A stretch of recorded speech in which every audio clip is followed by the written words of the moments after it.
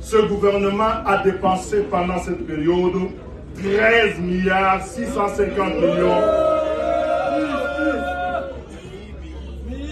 de 2019 à 2025, depuis l'accession de Félix Tshisekedi au pouvoir. Les crédits consacrés à la défense et à la sécurité ont atteint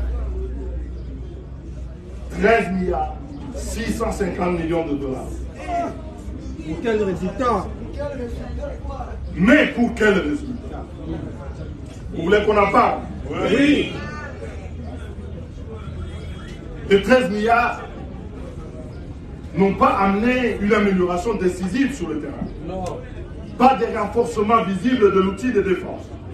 Pas de sécurisation durable des populations. Et la question que vous devez vous poser, où sont passés tous ces moyens engagés dans le cadre de la défense, la sécurité et la guerre? À qui profitent ces finances de la guerre s'ils n'ont pas aidé à renforcer nos capacités opérationnelles et à recouvrer l'intégrité de notre territoire national? La situation pourrait bien cacher un business de la guerre que je dénonce, et le peuple a le droit de savoir désormais qu'est-ce que son gouvernement met dans cette guerre et comment est-ce que ces moyens sont dépensés. Mes chers compatriotes, je vous invite à ouvrir l'œil et le bon. À quoi sert aussi la guerre? À quoi sert l'instrumentalisation de la guerre pour le pouvoir? La réponse est tout aussi simple. Gagner du temps.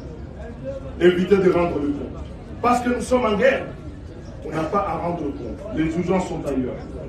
Le pouvoir sait qu'au regard de la Constitution et de l'horloge républicaine, il ne lui reste plus que 946 jours d'exercice avant la fin définitive du second et dernier mandat de Félix Tshisekedi. Oui.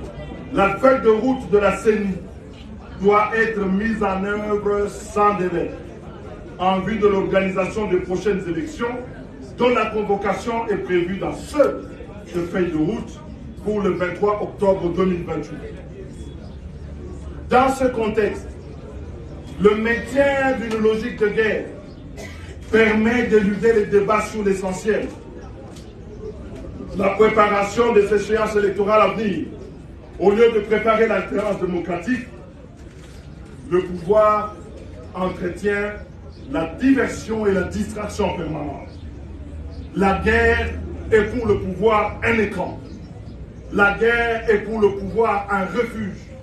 La guerre est pour le pouvoir un prétexte. C'est là un danger majeur.